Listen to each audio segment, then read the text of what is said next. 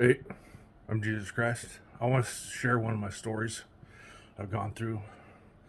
So I was a pretty normal kid, then I became a drug addict and later an alcoholic in my teens and my 20s. And at one point, I developed schizophrenia.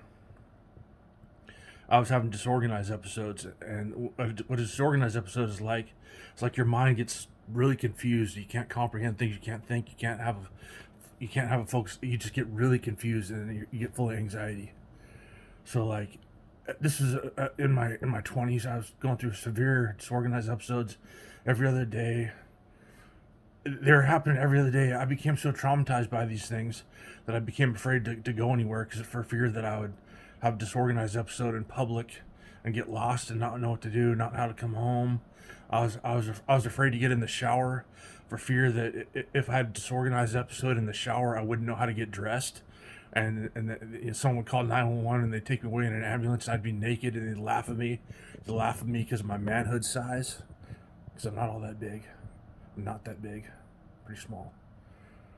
But all these fears happened to me, and these disorganized episodes happened to me, and I was traumatized. And I thought, I was drinking, and I thought, okay, let's try to quit drinking. Maybe that'll fix it. Well, even when I quit drinking, I fought like hell and white knuckled it to quit drinking, and I had some of the worst disorganized episodes ever in my entire life. And this happened for years. I mean, every other day, like clockwork. Sometimes every day, these disorganized episodes would come upon me, and I'd go in my bedroom, and I'd lay there, and I'd try to put a pillow over my head, and I'd just be praying, please make it pass. And it might last a half hour or an hour. It might last a few hours, and I just felt crumbled. I felt life was over. My mind was crumbling.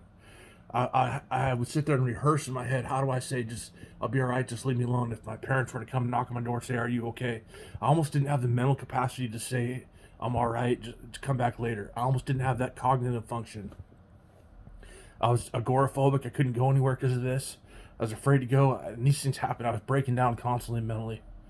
But for some reason, every time I sought God, and for me, it was a 12-step program. Out of respect to the program, I can't name the program, but I have a drinking problem, so I'll say that. And for some reason, when I would go there, some kind of peace would come into me, and the disorganized episodes would stop. Now, can I explain it? I don't know. All I can say is God. You know, these things happened for years and years and years, and finally, when I fought, and I was about 26. Yeah, I was 26 when this happened. When I came into that program and started really getting sober. Uh, and it's been a struggle. But I was 26. These disorganized episodes stopped like magic, and all I can say is it's the power of God. It's the power of God. It's also the power of psychological and emotional relief that I got from being in the presence of hope. Because I think part of it was not just that I had schizophrenia. My mind was collapsing from severe emotional trauma and the drugs they had me on. You know, psych meds, if you want to call them meds. They're not meds. They're bullshit. It's propaganda. So I had these experiences. I crumbled for years mentally, no matter what I did. It kept happening. I tried just getting sober and white knuckling. I made it like 7 months one time. The worst disorganized episodes I ever had in my life happened to me.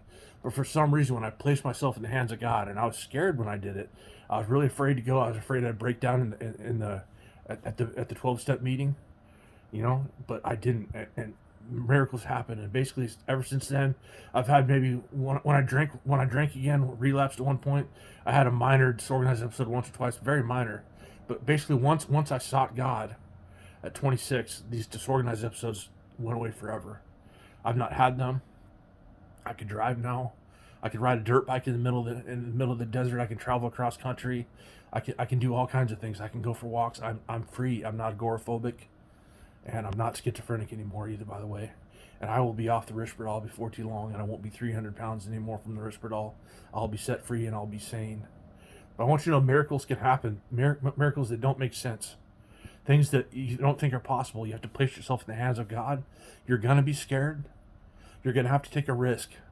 You're going to have to take a risk and reach out to God and let Him grab you. What? And here's a good parable or metaphor. You're drowning, okay? And this thing that claims it's God looks impossible. It looks like a flimsy reed. It looks like if you grabbed it, it would never do anything for you. But if you actually have the courage, you reach out and take this flimsy reed, take this hand that you can't prove as God. when you grab it, you know it's the almighty hand of God, but you don't know it's the almighty hand of God until you've grabbed it. And it's going to look flimsy. It's going to look like it's not going to work. It's going to look like it'll never help you. It's going to look like it's not possible. But once you grab this hand, you are in the all-powerful, mighty hand of God. And He's everything. He's the entire universe and then some. He's everything. The almighty hand of God. So it's going to look like a flimsy reed.